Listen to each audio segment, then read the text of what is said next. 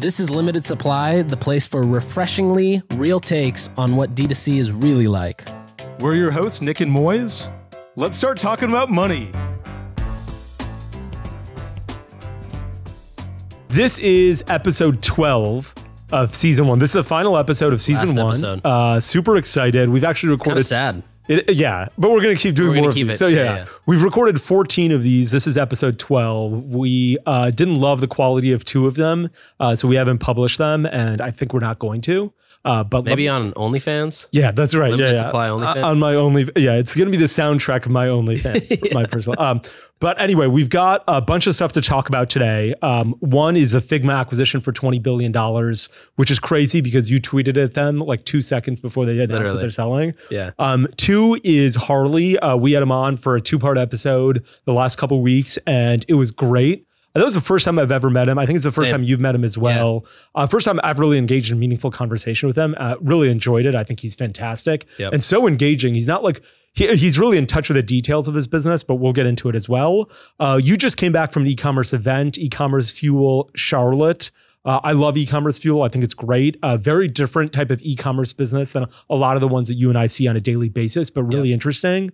Some hot takes and a bunch of stuff that we're going to talk about with season 2. Amazing stuff with season 2. I can't wait till we get, I can't wait till season 2, but I can't wait till we talk about what we're going to do in season 2. Same. Okay, but first let's start with Figma. Figma acquisition for $20 billion. You use them for a long time. Tell us what it is and why you use them and everything about them. So Figma is basically, if you were to combine like the collaboration of Google Docs and the capabilities of Photoshop and Illustrator, for design, web design. Sounds like my computer would explode if that happened. Exactly. And so Figma is it's truly a magical tool. I mean, we use it for pretty much everything. Last night I had to make a deck. I just go to Figma, make frames of the deck there, and that's where I make decks now. Don't even use PowerPoint. And you don't use Photoshop. Don't use Photoshop either. You don't use Photoshop. Wow. Yeah. Does it have enough functionality? Like you can customize fonts, all that kind of stuff? Yeah, it does. It's pretty wild. But we use it a lot for like site design, landing page design, even just like mocking things up, like a new section of a PDP or a cart, and or even like static ads. It's great because you can just quickly duplicate frames and change CTAs, things like that. And what do you make decks for?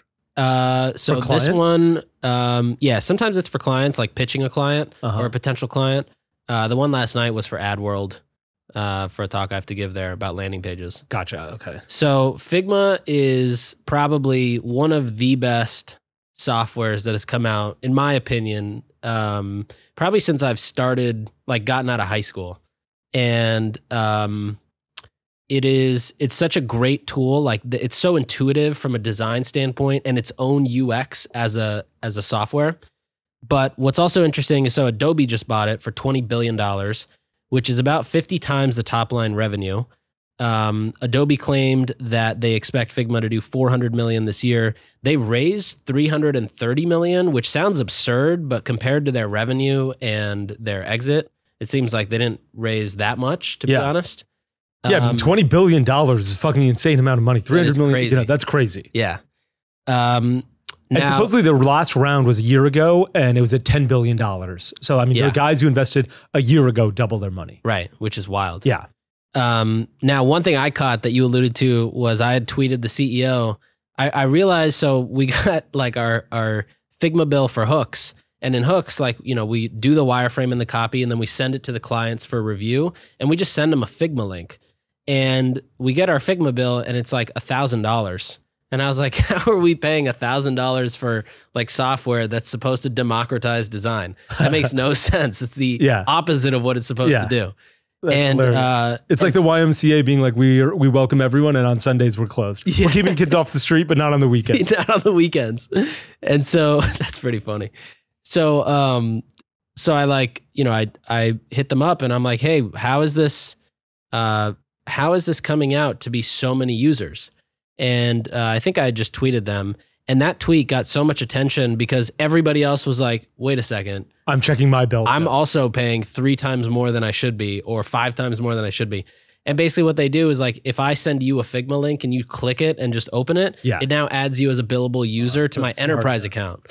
So it's like, it's not only just a basic account, but like the professional account I have to pay for you. Wow. So if you ever tweeted a Figma link, they're charging $10,000 based on that tweet. Yeah. Goodbye to your bill. Yeah, that's crazy. And I think as a result of so many people like replying to that tweet and being like, wait a second. Yeah. They got in touch with me and just called me, and they were like, we're so sorry. We want to figure this out. And so I ended up getting a refund on both Sharma Brands and Hook's Figma accounts. But then I was like, damn, think about how many people that just are never going to hear back. Sure. And never get a refund. It's pretty fucked. Yeah. And a lot of people don't even realize it. I mean, you're paying $1,000 a month. Yeah. Imagine if you're like working at a large company, right? Nobody's noticing that this bill is $10,000 a month. Exactly. They're just paying it. Yeah, exactly. Yeah. And so what was funny about that was like, I was like, all right, now, if you were to put a multiplier on the users and actually think about how many active users use Figma for design versus just view the file and then get billed, I wonder how much of that 400 million is actually just like fluff that could disappear if people woke up and looked at their bill. A lot. I think it's probably half. Yeah, that is crazy. I wonder if that is really actually mind-boggling, because that is probably hundreds of millions of dollars, certainly of enterprise value, possibly billions of dollars of enterprise value wiped away because they've come out with a genius tactic to increase their users and increase their revenue. Right. That's like borderline sketchy. Yeah. And the crazier part is like, so there is a way that I can send you a file and not get charged for it. I just have to go into I have to be an admin of the account. So like any employee couldn't do this, but the admin has to go into the members tab and look for you and then change your permissions to viewer restricted. And then you can look at it. But it's like the average think about like an agency, like, the average person's not an admin agency. Yeah, of course. They're not going in and they're probably getting way overcharged. So anyways, I thought that was insane. Then again, Adobe is known to be super expensive. And so I don't know what's going to happen to their pricing there. And I don't know if you saw, but Webflow just increased their pricing as well on the back of like everybody else increasing their pricing up to $9 for certain plans. I guess I've got a few comments to this. One is, I think Photoshop, I think I tweeted this a long time ago where I was like, if you want to learn e-commerce, the number one skill you need to have is Photoshop. Like that is the most important thing that I've learned over the past. And I'm not good at Photoshop by any stretch of the imagination, but I can like move things around a little bit. To remove the background? No, the wand is the toughest part in the whole world. I'm always Googling things where I'm like, how do you crop a photo without cropping the entire canvas? Yeah. I constantly get lost in it, but it is the most important tool that I've used. Yeah. Because it empowers me to be my own self-service marketer 100%. Instead of having to provide, give all of my images to somebody and have them mark them up and go through 10 rounds of this. Right. Like I used to do a bunch of animated ads at Native, and I had actually what happened is I was working out in my brother's office at TinyCo, and one of the animators, I was just like, hey, I'll pay you to create this animation of our deodorant. And they're like, okay.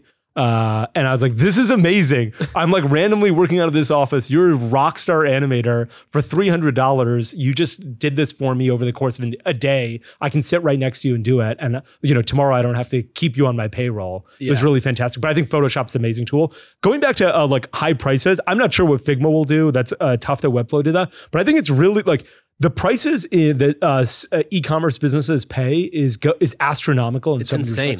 One of my brands was thinking about signing up for Agora Pulse to help them monitor Facebook ads. Social. Yeah, exactly. And it goes from $0 for the free plan to $1,000 a year. There's no in between $0 and $1,000 a year. And I'm like, there's no $30 a month. Yeah. What's going on here? Why does it go from 0 to 1,000? A lot of these companies, they either have you on the free plan, and it's like you can basically come in and do the bare minimum. Yeah. And if you want any level of real visibility, you have to pay some crazy enterprise value that's based on per seat per month, which is insane that's the new standard. Yeah, it is crazy. Imagine if Amazon Prime was like, oh, you have 4 people in your household, that's $8 a month per person in your house. Yeah. Ludicrous. Yeah, that is apps. Or even Netflix was like, you have actually 20 TVs signed in here. We're like, okay, 7 of your cancel exes. it. Yeah. Are there any good ways to get have you found discounts in any ways I guess before we get to that, one I'd love to mention, like you're saying, hey, you audited your Figma account. Yeah. Everyone here should audit their 3PL account. We were just talking about this. You know, your 3PL is cheating you. I absolutely guarantee it. Please audit that account. And they'll be like, oh, we can't believe that we made all of these mistakes. We're so sorry. And next month you'll see them all and they're like, what a coincidence. We keep doing this. Yeah. But they're going to be doing it. So please audit your 3PL account. Are there any discounts you found where you contact a company and you're like, hey, can I negotiate this price? And they're negotiable pretty quickly? Yeah. Well, also right before that, on the note of the 3PL, another app to just download and connect and pay like $5 a month for is called Truebill. And it'll just show you all the recurring purchases. That's so funny. The one on top of like the taxis. You know? Yeah. I saw this great meme that said, I had 8 recurring bills, so I signed up for Truebill. And now I have 9. Yeah, that's right. That's what Truebill is. Literally. And Truebill is so smart about it too. They don't in the effort of like, oh, we're gonna look into your bank account and help you figure this out. They don't take your credit card. They take your your routing and account number. So it's so hard to cancel. It's so hard to cancel. Yeah. Okay. But I saved like a lot of money just opening it up. So okay. So where can you get discounts? Like you can't DM Harley and be like, hey, give us a 10% discount on Shopify. Where can you get discounts? Yeah. In fact, like Shopify and Klaviyo and then companies that use other technology, like Postscript lives on top of Twilio, for example. Yeah. They're those types of businesses. I mean, the ones that use other tech or specifically Shopify and Klaviyo are very hard to get discounts from. But almost anybody else, if you just ask for a discount, you'll get a discount. A lot of people just don't ask. Yeah, you're right. I'm going to be more aggressive about asking everyone. Yeah.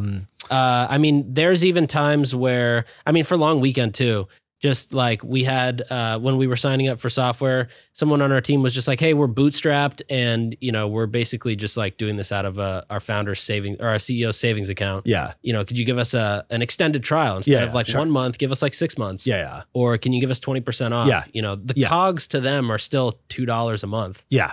For server costs. Yeah. Far less than $2 a month, like 2 cents a month. Maybe but 20 cents. The one place that I've been successful at is Stripe discounts or like credit card processing. Which is crazy because like no one else can seem to get in touch with Stripe. Really? Yeah. Who do you support at Stripe? I know their email address off the top of my head, support@stripe.com. What do you say? I say, hey, I just got more revenue. I hit a milestone. Like I hit my first $1 million. I'm at $1 million ARR now. Yeah. I need a discount.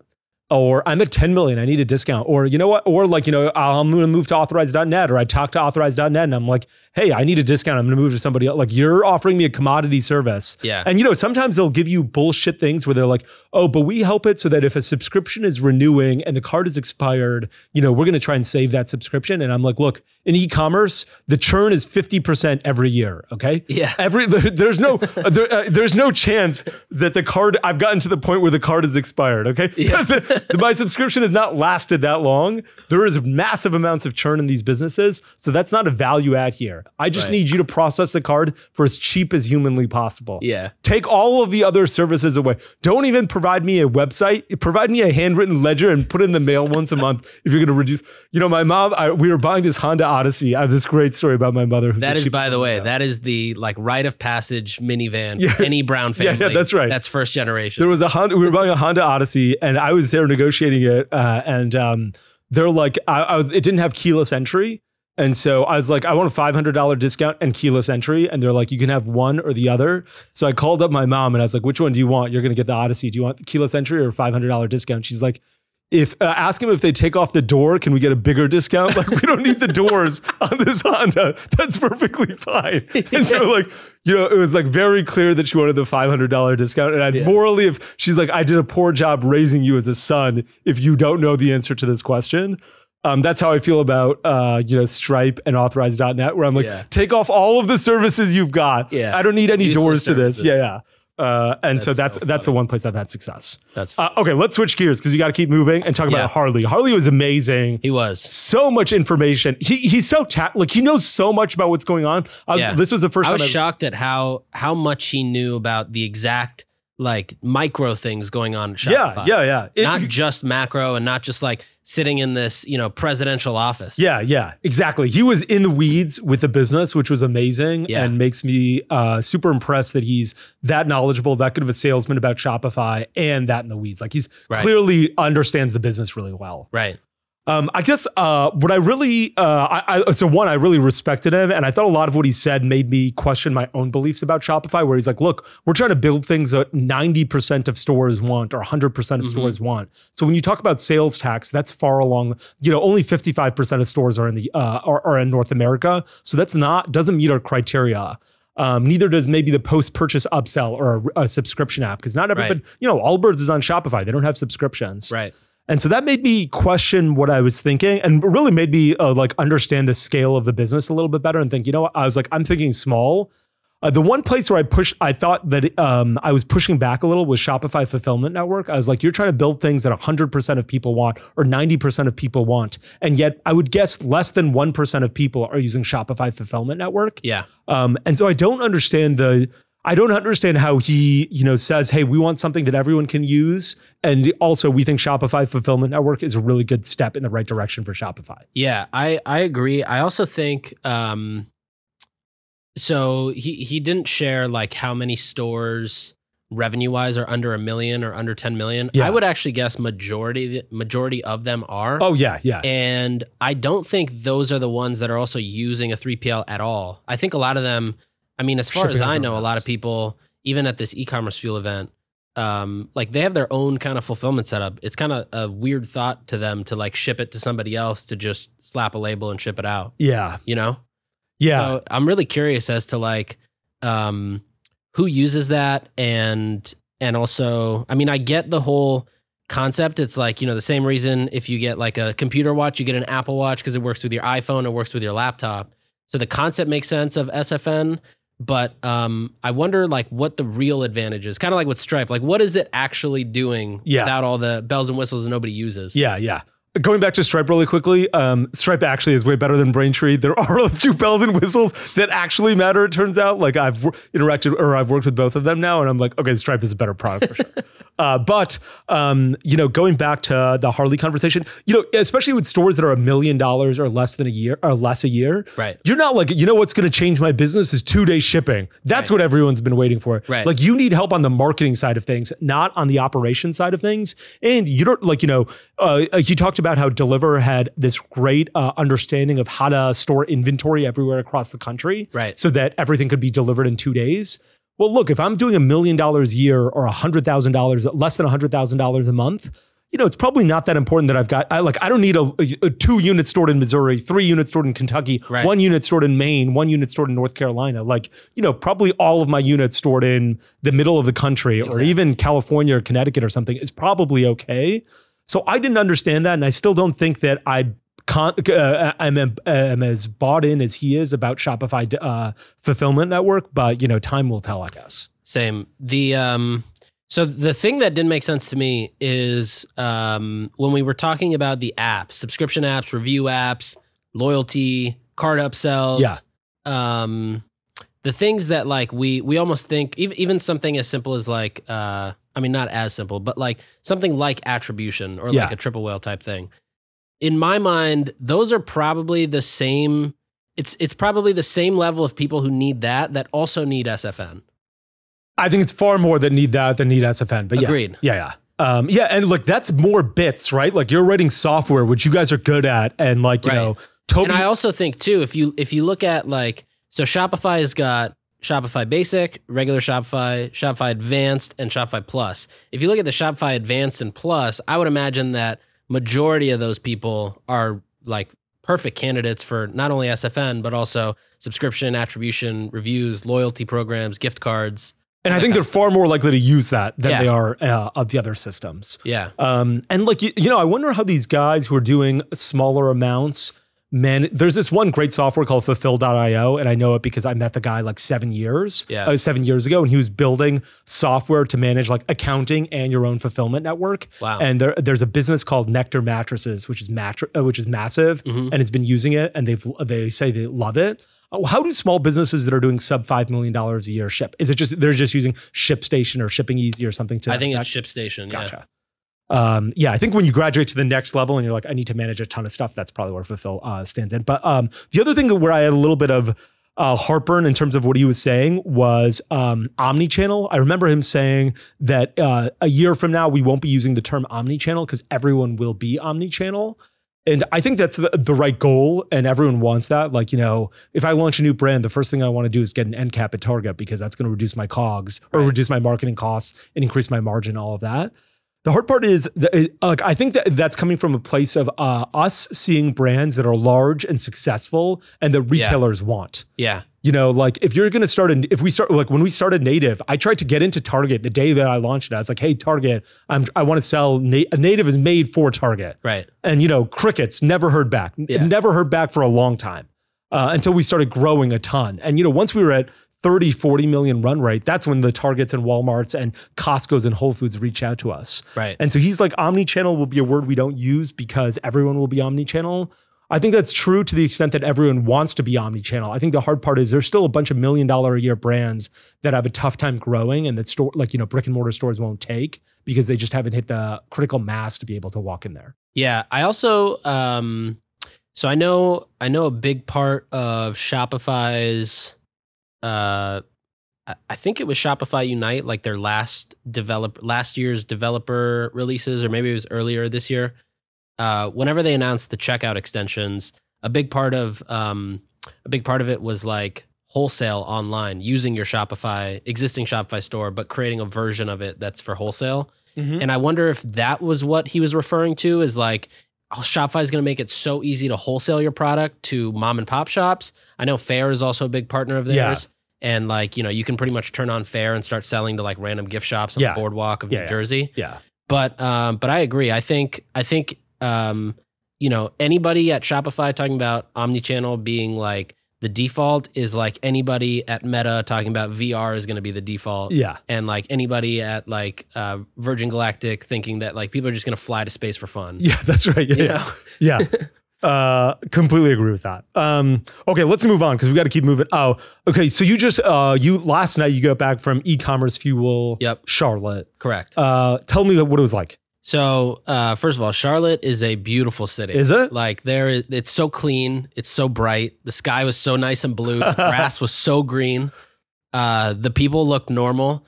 The people were super nice. Wow. And Southern like sometimes values. You go to a city and you're like, all right, these people look kind of off. Yeah. Everywhere in California. That's like LA area. Yeah. Didn't have that here. Everybody was super friendly. So Ecommerce Fuel is this online community that you can get, you can essentially apply to join. And so what's funny is I have actually done a bad job of spending a lot of time in the forums. Yeah. Or even just doing research as far as like, who are all the merchants, what types of merchants. Yeah. So, I was thinking like going into this thing, first of all, they asked me to speak yesterday on like, Andrew said, just come speak on issues of acquisition or issues that brands are facing around customer acquisition. Got it. And Got it. I was like, all right, I put together a whole list of things that I think are issues. And then I made a whole list of solutions to all those issues. What was the biggest issue that you put on there? I think a lot of it was, I think one of the biggest ones was probably just like people don't optimize where they send their traffic to. For example, landing like, pages. Most brands send traffic to their homepage, which even if you have the most optimized homepage, you're speaking in one way. Bananas. And so that was a big one. I think another one was thinking through, most brands out there, even larger ones, are still just running like plain statics to the homepage. And so thinking about like better ways to source creative, better ways to go about, like that example you said about if you learn Photoshop yourself, you don't have to deal with that. Yeah. But creative sourcing, of course, like iOS 14 is still a topic that people think is like novel. And so anyways, a lot of that was basically what I was talking about. Gotcha. And the funny thing was like, so I spoke in the morning for about an hour and a half. Then I had to leave to take some calls. And then they went on a tour of a FedEx facility, which is sick. And I came back around dinner time and I'm learning like, I thought these were, everybody who had a brand here was like, selling beauty, personal care. Yeah. Like they're selling all kinds of stuff. Yeah, the stuff we see everywhere in New York. And it's basically like live chickens, like right as chickens hatch, they box them up and ship them.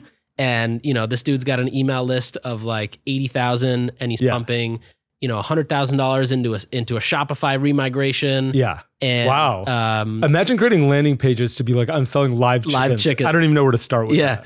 Then another one was like car exhausts. Yeah.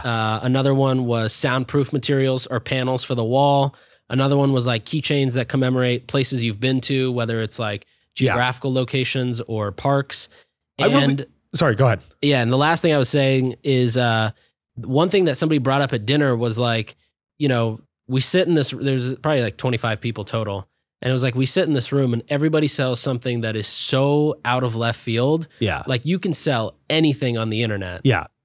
And that's the beauty of like e-commerce. Yeah. I really admire that community. I've been a member of it for some time. It's also expensive. In fact, I'm going to email Andrew now and be like, hey, can I get a discount? But what I really like about it is that it's just a ton of diversity. And what I also like about it is it's sort of, I have this new like belief that it has never been a better time to start an e-commerce business, as long as that e-commerce business is a realistic one. Like it has never been a worse time to start an e-commerce business that raises $500 million or like, $100 million in VC money and tries to get a $500 million or $1 billion exit. Like those are becoming exceedingly rare and unique in a way that they might not have been. Like it's really hard to start. Like I don't think another Dollar Shave Club will happen, or like it won't happen every year like it sort of did with Dollar Shave Club and with Away and Glossier and all those types of businesses. Yep. I think those days are not over completely, but it's becoming much harder to do. For 99% of ideas, I think it's gone. Yeah. And I think that it's never been better to start it for the other ideas where you're like, look, I'm quitting my job as whatever you were in the past, making mid six figures even. And I've decided that I'm gonna start an e-commerce business where I get to spend 40 hours a week at work and the rest of my time with my family. I have a lot less stress. And my goal is to make $1.5 to $3 million a year. Yeah. And I'm hoping to do that within 2.5 years. Yep. Like, all the people that I went to law school with and are partners at these big law firms are making, $1 to $3 million a year. And I'm like, you could do that if you quit your job and start an e-commerce business in 2.5 years, and you'd have an asset to sell. While right now, you die. You die and your business goes into your grave with you. Yeah. Here you have an asset to sell and your quality of life will be 20,000 times better. Right. You can set your own hour.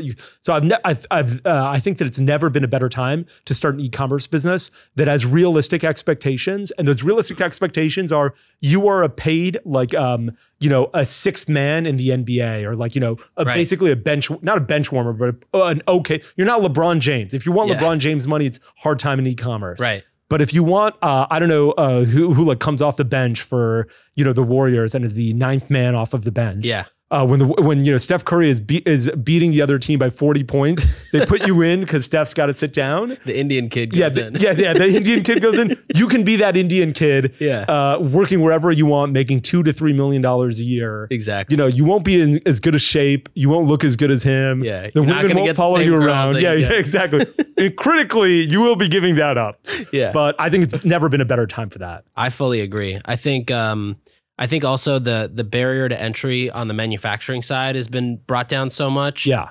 That I think if you have a pretty good idea for something to launch, and if you really actually, I feel like the biggest trick is the passion behind what you're selling. Because if you have that passion behind what you're selling, you will figure out how to drive sales for it.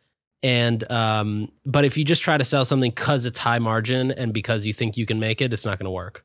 Yeah, I think that's true. Although I still feel like the guy who's selling live chickens, I don't know if he's got a lot of passion for live chickens, but maybe he does. Or it just seems like there is a niche of people who love things no matter what niche you have. Yeah. And when you find those people and they're your community and your tribe, you can market a lot of things to them. Totally. if you understand that community well. Totally. Okay, let's move into a bunch of hot takes that we got to get into. Cool. This was one of them. Never been a better time to bootstrap an e-commerce business. I think another one I had was operations can't be an excuse anymore. Container rates are down. Postage is still a little bit tough and getting more expensive. FedEx announced they're raising rates by 5%. You just tweeted about the container rates, right? Yeah, container rates are down. Freight is down a ton. Gasoline prices are falling off of the cliff. And who knows what fuel delivery surcharges will look like soon. But I think those operational excuses cannot be an excuse anymore. I think one of the tough parts has been if you brought in a ton of inventory in late 2021, early 2022, and you paid $25,000 a container, and now your inventory isn't moving as quickly. You've got these cogs that are built in based on a container that is 5x what it is today. Right. And so you're like, okay, you got to move that inventory soon. Right. But I think that's one of my hot takes. Okay, what's one of yours? I was gonna say on that when I was super young, my sister would always make this excuse of she gets car sick, and so she has to sit in the middle row of our family like SUV. It was like a smaller SUV, so I would always get kicked back to the third row, and my legs would get squished behind the second row. Yeah. And the first 2 times, I'd be like, "Oh, this hurts my legs. Yeah. Can we not do this drama?" And then my mom was just like, just figure it out. And then by the third time, she was like, "Why are you still complaining?" Yeah. And that's kind of the same thing here with operations. Like, I love why it. are you still complaining? Yeah. Like, get used to it or figure something out. Yeah. This is the new reality. Yeah, it is the new reality. I actually think the same thing about iOS 14.5 complaints and Facebook ads complaints. It's like, if you haven't figured it, it's been a year now. If you haven't figured this out, then you're not going to.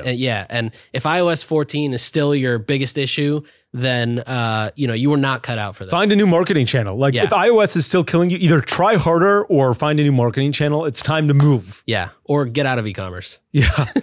Okay, a couple other things. One is I think M&A is starting to get hot again. I'm not sure how that's humanly possible. And today's Friday, September 23rd, and the stock market just fell to new lows for the year. And that makes no sense to me. But M&A seems to be doing well. I know a couple of brands that are trying to engage in it right now. There's this brand that I met with, and I didn't even know that this had happened. It's called Nik's, and they sell like women's underwear and like particularly some period underwear. They were doing Canadian-based, $100 million, more than $100 million a year. Wow. They just sold for they sold 80% of the business for $320 million. And they had not fundraised a ton, probably $50-60 million in fundraising.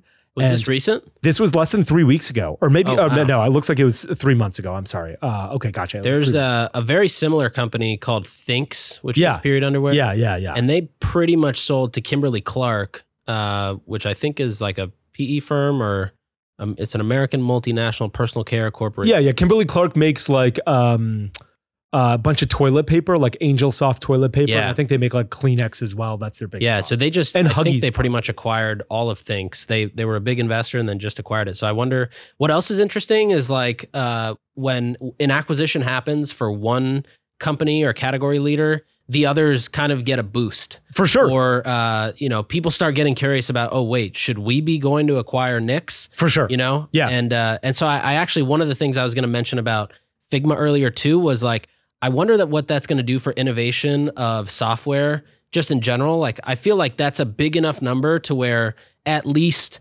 10,000 people are going to get really excited to go build something new. I couldn't agree more. So I would say that, well, like when Native sold, there was another deodorant brand that sold as well. Right after. Yeah. And now there are 4,000 natural deodorants. Right. Like, there was zero basically when we were around, and now there's 4,000. I'm like, I see what you guys did. You guys read the writing. Yeah. Read those press releases, and you're like, I want to do this as well. Exactly. And the same happens even with fundraising. I remember one of my friends had started a pet food company. Yeah. And, then every pet food company comes out. Once somebody raised like $50 million, he was, I remember he was like, I got 7 emails, unsolicited emails from VCs yesterday because somebody else raised $50 million, and they're like, well, we need to be in this space and we need to pick another winner. And that's, I think there is a little bit of a sheep mentality for better or for worse. What would be pretty funny is, so this is what I would do if I was just completely bored and had nothing going on. That's me. Yeah, tell me. Yeah. Okay. So anytime you see something that gets funding or like acquired like crazy, just like spin up a landing page for a random idea in that category and just see if people start biting and are just like, hey, can we throw a few $1 million at this? Okay. And Ali Brands is launching soon. But you could do Ali SaaS products. Yeah. I genuinely think there's an opportunity to create almost any SaaS product in e-commerce at 75% the price and win a bunch of business. Like Agora Pulse, 100%. I think anybody would switch if they're like, okay, this brand, they're charging me $700. This guy would charge $400. There's no moat. There's no tech here. There's no moat. Yeah, exactly. Okay. Another thing is I got an email recently from one of my brands about Stripe loans, and the pricing was absolutely insane. They were like, borrow $100,000 and the loan will only cost you $17,000. And I was like, this is a credit card loan to a, you're basically, and it's not just Stripe. PayPal has done it. Braintree has done it. I'm not sure who else is doing this, but it's basically like crazy interest rates. Yeah. Like I thought it was like a credit card like loan where I was like, wow, this is, and those credit card loans often people think of as like a tax on the poor. This is a tax on e-commerce brands. Yeah. What is the payback period for that loan? It was less than a year for sure. So I mean, that was, at least a 17% interest rate. And maybe that's market. I guess I just don't understand what market looks like anymore. Yeah. But I don't know what Wayflyer's rates are. I know for Settle, like they do it in calculations of 30 days. Yeah. So whatever however high or low risk your invoice is or whatever you need money for, they'll just give you money based on how many months you need it for. Yeah. And it's significantly cheaper than that. Oh, that's awesome. Yeah. But the one thing I'll tell you is I moved a bunch of my personal money into like US bonds today. Oh, yeah. Because I was like looking at them and all of my money was earning like a 1% interest as of yesterday in US bonds, which are, basic guaranteed by the federal government and therefore impossible to default. Right. Like, you have no idea if Uber is going to pay you back your money, but the US government will. They're yielding 4 to 4.5% as of right now. So like today I was reading an article on the train ride over here. 6 months ago, the bond was yielding 0.3%. Now it's yielding 4.2%. Wow. The US government is paying 4.2 and 6 months ago they were paying 0.3%, which is absolutely bananas. How did that go up so much? I think the Federal Reserve has been raising interest rates, which causes everyone. And so that made me think maybe this Stripe loan isn't that crazy because if the federal government has to pay 4%, maybe I should have to pay 17%. Yeah. But it made me rethink everything where I was like, wow, interest rates are going up a lot. Like borrowing is going to become a lot more expensive. After watching this gas station YouTube video I was telling you about, I can't help but think when gas prices go up, the government makes more money and they can pay you that 4%. Yeah, I'll tell you actually what it is. When gas prices goes up, nobody makes money in the gas station world. And I can tell you this from 10 years old to probably I stopped. My last transaction was probably at 27 years old. I did it for 17 years. Yeah. And you put me in front of a gas station, I'll be able to use the gas station register better than I can my Apple keyboard. Okay. That's how ingrained it is in my childhood. It's your Bloomberg terminal. Yeah, that's right. It's my Bloomberg. And if anyone listening to this has used a Ruby register before, I can use it better than, I was so fast at it. I was basically a full transaction ahead. Like I'd done a transaction and it was Who doing needs it. Shopify and I was you have Moiz Ali. That's right. I was already ringing up the next customer and the register was still like doing the last transaction. Yeah. And I was literally putting everything in it. The gas station was catching up. But when gas prices go up, no one makes any money because like you're slow to raise prices. Mm-hmm. Conversely, when gas prices go down, you're slow to bring prices down. So when prices are going up a ton, all of the gas station owners are making nothing. And when prices come down, you're sort of slow to reduce prices as well because you're looking at competition. That's kind of where you can get it. And that's where you're making all of your margin. Got it. On the way up, you lose everything. On the way back down, that's where you make money. Interesting. Okay, let's switch gears from gas stations. Or is there one more? One last take. Yeah, please. Hot take. I think a lot of brands are about to go out of business after... So this year, I think the rest of the year, people are going to ride the promo wave. Yeah. And then I think come January, February, I think not everybody, a lot of brands are going to be looking to sell and transition hands or figure out how to flip it or sell it to something like Open Store and just get it off their hands. That's a perfect transition to the season 2 stuff that I wanted to chat about. Okay, remind me before we stop this, I want to talk about discounts on Facebook ads. I kid you not, Perfect. I've never used the word coupon code and Facebook ads together, but I want to talk about that before we stop. Awesome. Okay, so Q4 predictions. You think people are going to go heavy discounted? Heavy discounting. I think heavy discounting, and I think a lot of people are going to try to sell through a bunch of inventory that they didn't sell through. Yeah. They're not going to just push their their best-selling or top 10 products or top 5. I think you're going to start seeing brands pushing things that you didn't even realize they sold before. Yeah, that's funny. Yeah, a great way to do this is like a mystery box. Basically say, hey, you're going to get $250 worth of goods for $100. You don't know what's inside of it. And in that $100, you put a couple items that everyone would want from your top 10 list. And, a bunch of items that you don't know, like, SKUs, variations, sizes of, shoes is a bad idea, or clothing or hats, where you're like, this is a hat that not everyone's going to love. but let me bundle this so you get $250 worth of products. Right. You're excited. It doesn't like bring down the price of the main items in there. I think it's a great way to do it. Yeah. For Hint Water's Black Friday, pretty much every year since 2017 has always been this 9 for $99, and it's 9 cases of water of different Hint flavors for $99, and it's like 3 of the top flavors and then 6 of everything that just like nobody wants. Didn't sell. Yeah, but their perceived value is so high. 200 or something. Yeah, I think for Q4, this is not going to be a 2020 Q4. Yeah, in 2 ways. One is if you're expecting 2020 sales, I think it's going to be really tough. And 2 is I don't think there'll be as many shipping problems. Like, 2020, FedEx would come to a 3PL and be like, hey, you've got 3 truckloads worth of stuff. I can take 1. Right. So pick whichever truckload you want us to take. Everything else is staying here. You won't have those problems this time, but I also think sales will be a lot tougher. In part, I think you're right. People will promo because they're going to be like, look, I bought all this inventory in late 2021 and in early 2022. I had to pay all these expensive, freight transportation costs to get it. I need to get rid of it now. And I think that's the case, but I think the market is going to, I think the market is already suffering today. The Dow just hit the new low for the entire year today. Yep. Facebook stock is like $130 a share. Shopify is worth $35 billion. I think a lot of people's pocketbooks are going to suffer. So I think that might translate into some Q4 issues. Agreed. Okay, let's talk about other season 2 stuff. One is we're getting Keith, who started OpenStore. And PayPal. Yeah, he's in the PayPal mafia. Yeah. He's actually an investor. He is an investor in my brother's business, basically a century and a half ago. Yeah.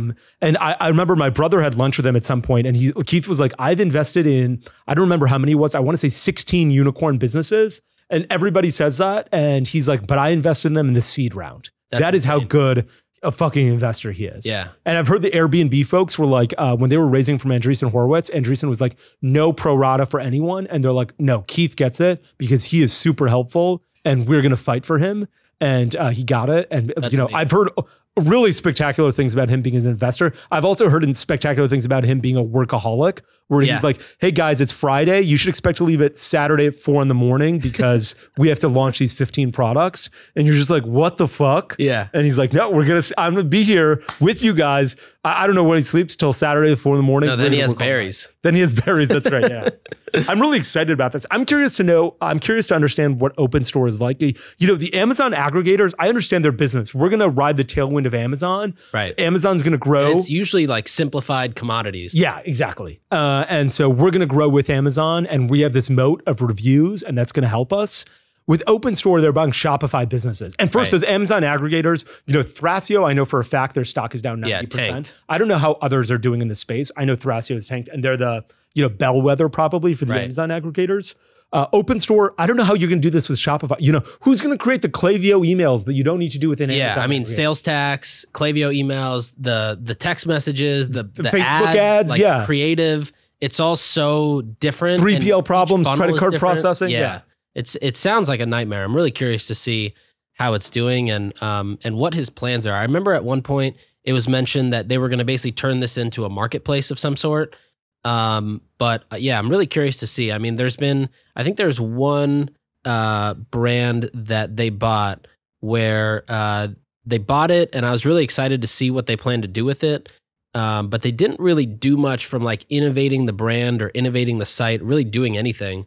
So I'm kind of curious as to like how they decide or how they think through which brands they're going to buy and what they're going to do, or like how they prioritize which ones to work on versus others. Yeah. Do they care about categories? Do they like, or is it just a big game to get like, let's buy a brand just for that 100,000 person customer list that we know we can sell something else to? Yeah. In almost every instance, I think that whenever someone's running a business, I'm like, God, I wish I was doing that. Yeah. I want to do it right now. Yeah. OpenStore is the one example where I'm like, it's the only business I can think of where I'm like, I don't know if I want to run that business. Yeah. And that said, Keith is way smarter than I am and far, far richer. And, so he must have an idea of why this is going to work. Yep. I just love to hear it because I'm excited to hear that. And I want to know, like, am I missing the boat on this? Yeah. And am I, like, I'm in this space. to a greater extent than he is, because he's also got like Open Door and, you know, an investor in 1,000 brands, and he's in the Founders Fund. So am I just missing it? And I want to hear what what his hot takes are about this. Yeah, he also has that Kanye West energy about money, or about just conversation where, you know, Kanye said the other day, he's on CNBC or something, he's like, I'm not going to argue with people that are broker than me about money. And Keith comes off pretty much like that as well. So I love his honest take. In fact, it's so refreshing. It's the best part. You just don't understand this. Not enough people say that. And it's so refreshing to hear that kind of stuff. Yeah, fully agreed. Okay, finally, I want to do a call for new guests. You know, we don't really have guests on our podcast often. And mainly it's because we don't want PR bullshit guests where people are like, my business is the best and we are so smart. We don't want to hear that your Facebook ads are killing it. Yeah, you're lying. Yeah, that's right. If you say your Facebook ads are killing it, you're going to have to open up Ad Manager in front of me and I will look at it. Yeah. And you are lying. Yeah, that's the other truth in life. And so we want guests who are going to be honest about business and who are like, you know, transparent about their business. And we understand that's not for everyone. And so if that's not for you, you know, you're probably not the right guest for us. Yeah, but if it is for you and you're like, look, this is my business, I want to chat about it with you guys. I want to get ideas about how to make it better. I want to be honest about where it is today and how to improve it and what our strategy is. And you'll be on the #2 marketing podcast in India. What more could you want? Yeah, actually, we're number 6 in Canada today, and number 20 in the US. Let's go right now. So, and with Harley, I think we'll go up a ton. So I'm really excited about it. We want guests who are building e-commerce businesses, who understand their business, and they want to talk about all the failures too. Everything that went wrong, hiring that went wrong, logistics that went wrong, your funding and cash flow situations you completely fucked up. Yeah, and you better understand your business. I don't want people who are like, I don't know what my CAC is. If you don't know what your CAC is, get the fuck out of here. You're just going to make me angry. Yeah. And what's the best way for people to reach out? I guess just DM us on Twitter. Yeah. Okay, great. Cool. My DMs are open. I think yours are too. Yeah, I'm at Moiz Ali. You're at Mr. Sharma? Mr. Sharma. So great. DM me, DM Nick, and we will do a new guest. If you're transparent, and if you're not, you will be one of those 2 episodes that we, have hidden, because we want, not that those people weren't transparent, they were, but like we want more transparency. We want people running businesses and who want to talk about them. And so super excited about that. This is the end of season 1. We've done 12 episodes here. I've actually really enjoyed this. This has been a ton of fun. This is like the one thing I look forward to on my calendar. And I got to say, the other thing that I love is every time I refresh Twitter, there's something new. Yeah. And it's a result of the pod. People listening to this podcast. For sure. I love that as well. So I get the high. Yeah, me too. And, we come in here and we've got an agenda, and I feel like we stick to 20% of it. And then we're like, wait, this is something new that's that's more exciting. But before we get to the end of the season, I want people to tweet about things that they loved about season 1. What should we do more of? What did you like that we did? What did you hate? Yeah. Also tweet what things that we really sucked at. I love seeing what people don't like about our podcast. Yeah. For instance, one of the things is we kept talking about like an Andrew Udarian tweet thread. We never got to it. Like we talked about it for 4 episodes and we're like, it's on the agenda for the next one. And we never got to it. And that people were like, is this a running joke? Same with the subscription one. The same with the subscription app. Yeah. We've got to get to that as well. So if you liked anything, please tell us about your favorite moments. Please tell us about your least favorite moments. Tell us what we can do better. We're excited to do season 2. Follow us on Twitter. Thanks for listening, and we'll see you next season. Thanks for tuning in. We'll be back next time to cut through the noise in CPG, retail, and e-commerce. And if you enjoyed this episode, then why not share it with a friend? And be sure to subscribe on whatever platform you listen to your podcasts on.